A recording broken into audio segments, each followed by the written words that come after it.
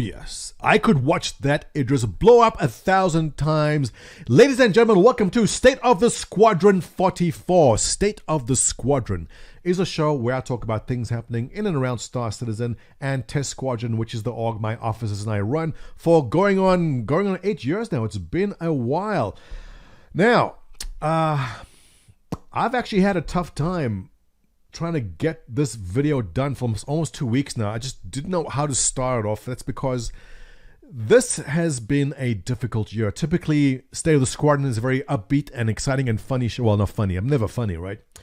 It's typically more upbeat, but I have to confess, having a large group here is a blessing and a curse. 19,723 members. Wow. Thank you all for choosing TEST Squadron. I really, really do appreciate it. I'm going to give a shout out to some of the new members in a second. But with these numbers come a certain weight. And to hear from people I talk with regularly on Discord here and on Gilded, how someone's lost a grandmother, lost a grandfather, lost a sibling, an uncle, an aunt, lost a pet even. And there's been so many people over this past year who I've spoken to who have experienced this. It's heartbreaking. And this year cannot come to an end soon enough. But thankfully, we see the light end of the tunnel with the vaccine coming soon. Obviously, don't expect normalcy anytime soon.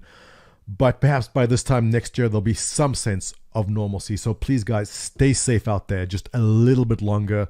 We are almost there. Let's shift tone a little bit now and welcome new members, beginning with Hotbox. Okay, this changed the tone. Hotbox 420. Thank you for joining Test. Welcome. A Lost Memory, hello. Tom F, nice to meet you. Know as me, hello there. Fiat Fox 18. Sobaru. Tuesday, I love the name. Welcome to Test. What? Jangmo. Now, Jangmo, I recognize you as a former member. You have come back as a filthy affiliate. That's fine. We'll still speak to you. Damien MTG SA, guys, welcome to Test. I appreciate you dropping in. Please go by our Discord and our Gilded server and say hello to break the ice and get involved. So you want to get in there and play with everyone. That's why you join Test, right? Well, easiest way to go about it is gilded.gg/test. Now, this is a new platform we've been using.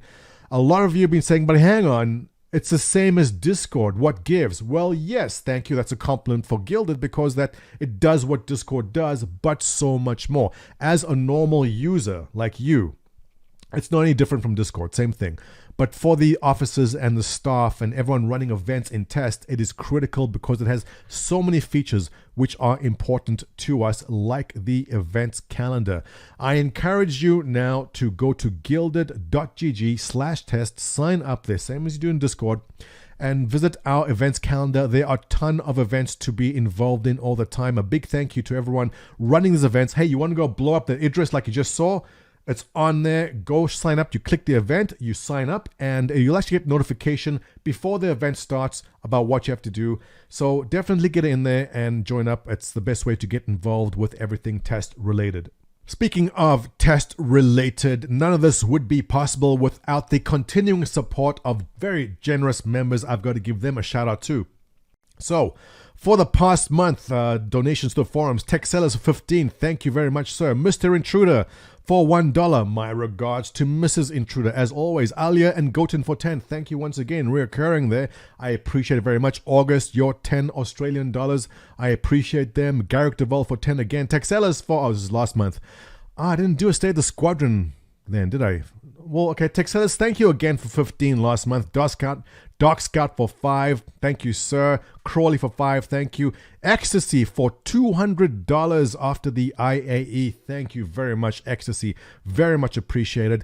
We're going to take the funds from these donations and I think put them towards a ship giveaway, which is also always sponsored by my Patreon backers. Now, I usually give you guys a shout out towards the end, but let me give everyone listed here a massive shout out for your ongoing and continuing support. You guys make a big difference. You keep the lights on And I cannot thank you enough. I gotta also apologize if anyone's signed up to the Patreon recently. Now, we had certain rewards depending on what tier you signed up, like an engraved customized mug.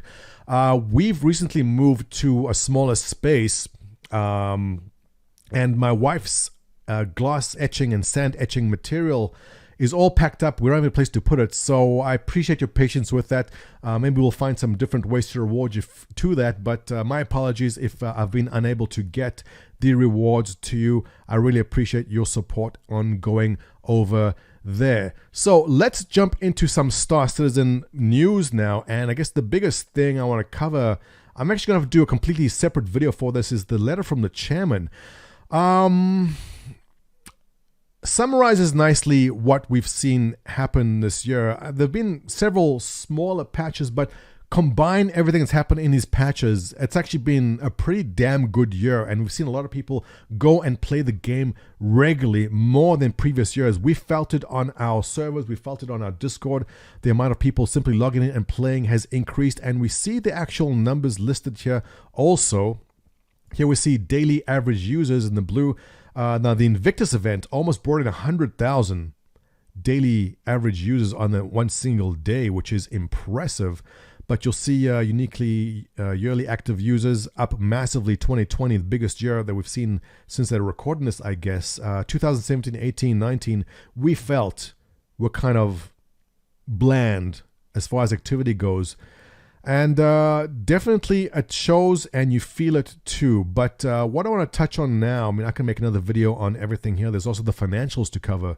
But I do want to touch on Squadron 42. And that is, we were promised a lot more on it, yet delays more.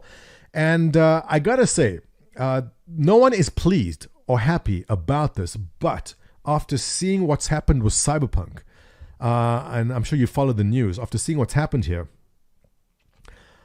yeah, this is me, 197 hours in. I don't know if it counts when you pause the game. I've paused the game and made lunch or made dinner and had dinner and it came back. Does that count?